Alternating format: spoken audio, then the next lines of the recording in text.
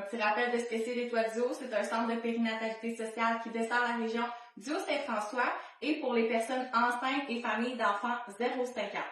Aujourd'hui au podcast, on est en collaboration avec les cuisines collectives du Haut-Saint-François.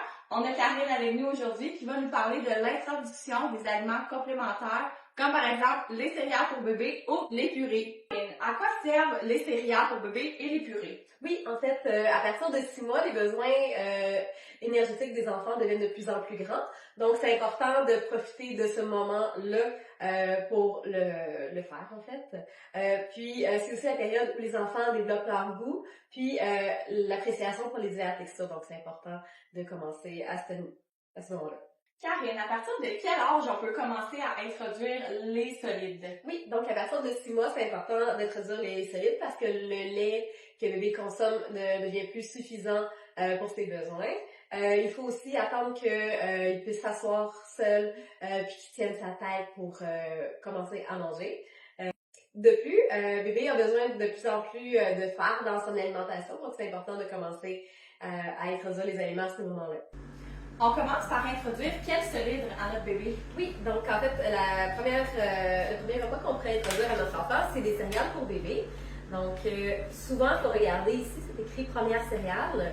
Donc ici, j'ai une autre marque qui disent la même chose, là, ici. Première céréale en bas.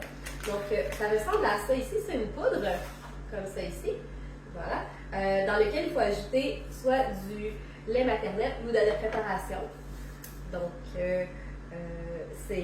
ça devient plus complet en fait comme céréales, comme ça. Par quelle quantité on commence l'introduction? Oui, donc en fait, on suggère entre une demi-cuillerée à thé et une cuillerée à thé 2 fois par jour pour les enfants. Donc, on parle de soit les premières céréales, ou on peut aussi aller avec des purées. Ceci, c'est un exemple de purée commerciale qu'on peut acheter. Par contre, c'est possible de les faire à la maison. Voilà. Puis, il faut penser d'augmenter la fréquence puis la quantité selon la faim de bébé. Donc, il y en a qui ont plus faim, d'autres un peu moins. Donc, c'est important d'y aller vraiment avec les besoins de bébé. Karine, quelle texture on souhaite avoir? Oui, donc en fait, il faut vraiment commencer par une texture plus lisse. Par la suite, on peut laisser plus de morceaux dans la purée pour que le bébé puisse travailler cet aspect-là avec la nutrition. Puis, on va vraiment avoir de très très lisses à un peu plus épaisse. Par la suite, à une texture plus avec des morceaux, de petits morceaux, puis des plus gros morceaux. Quels sont les signes qui montrent que notre bébé n'a plus faim? Oui, en fait, il y a 5 signes à remarquer. Donc, quand il tourne la tête, quand on arrive avec la cuillère, quand il garde la bouche bien fermée, quand il repousse la cuillère avec ses mains, quand il recrache la nourriture, puis quand il jette les aliments qu'on lui donne par terre. Donc, nous allons parler en fait de recettes de purée maison dans un prochain épisode de podcast. Par exemple, comment faire des purées semblables à ce qu'on peut acheter au commerce pour éviter des coûts. Puis souvent, c'est plus intéressant d'utiliser ce qu'on a déjà à la maison pour que le bébé soit habitué. On tient à spécifier qu'on n'est pas des spécialistes en nutrition, on vous donne des petits conseils pour vous guider, mais si jamais, référez-vous toujours à votre médecin.